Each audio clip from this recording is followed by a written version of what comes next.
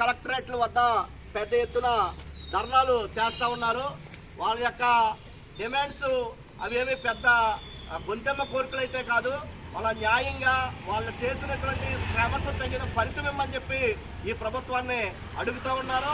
ప్రధానంగా 6 సంవత్సరాలు పూర్తి చేసినటువంటి ఈ యొక్క వీళ్ళకి రెగ్యులరైజ్ చేయాలని చెప్పి, అదేవిధంగా మిగిలినటువంటి హెల్త్ ఎంప్లాయీస్కి ఏ విధంగా 23% వేతన సవరణ చేశారో ఆ 23% వేతన సవరణ చేయాలని చెప్పి, ఏ విధమైనటువంటి ఇంటిమేషన్ లేకుండా దూరాలు జరగకుండా ఏదైతే ఇంటెన్సివ్ కోతలు విధిస్తున్నారో ఆ కోతల్ని నిరోధించాలని చెప్పి, ఈపీఎఫ్ సౌకర్యం కల్పించాలని చెప్పి గత 16 రోజుల నుంచి ఈ యొక్క రాష్ట్రంలోని అన్ని కలెక్టరేట్ల వద్ద కూడా పెద్ద ఎత్తున పోరాటం చేస్తూ ఉన్నారు.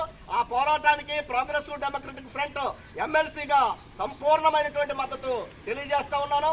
అంతేకాదు ఏదైతే వైద్య ఆరోగ్య శాఖ మంత్రిగా సత్యకుమార్ కానీ లేదంటే ప్రభుత్వం కానీ వీరి యొక్క నాయకత్వాన్ని చర్చలకు పిలిచి ఒక ప్రజాస్వామ్యతమైనటువంటి చర్చ జరిపి వాళ్ళ సమస్యల పరిష్కారానికి చొరవ చూపాలని చెప్పి కూడా ఈ సందర్భంగా తెలియజేస్తా ఉన్నాను. 15 రోజుల నుంచి సమ్మె చేస్తా ఉంటే అటు ప్రభుత్వం వైపు నుంచి కానీ అటు అధికారుల వైపు నుంచి కానీ మీ సమస్యలు పరిష్కరిస్తామని చెప్పి ఒక పాజిటివ్ సందేశాన్ని ఈ రోజున ఇప్పుడు వరకు లేకపోవడం మనం ప్రజాస్వామ్యంలో ఉన్నామా లేకపోతే మనం ఒక నియంతృత్వమైనటువంటి పరిపాలనలో ఉన్నామా అనేది దీనికి అర్థం పడతా ఉంది.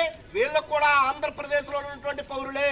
ఆంధ్రప్రదేశ్ ప్రభుత్వం ఏదైతే పేదలకి ప్రజలకి కొన్ని వైద్యానికి సంబంధించిన పథకాలు అమలు చేస్తా ఉందో ఆ అమలు చేయటానికి కింది వరకు కూడా తీసుకెళ్ళటానికి వీరి యొక్క కమ్యూనిటీ హెల్త్ ఆఫీసర్స్ యొక్క కృషి ఎనలేనిది.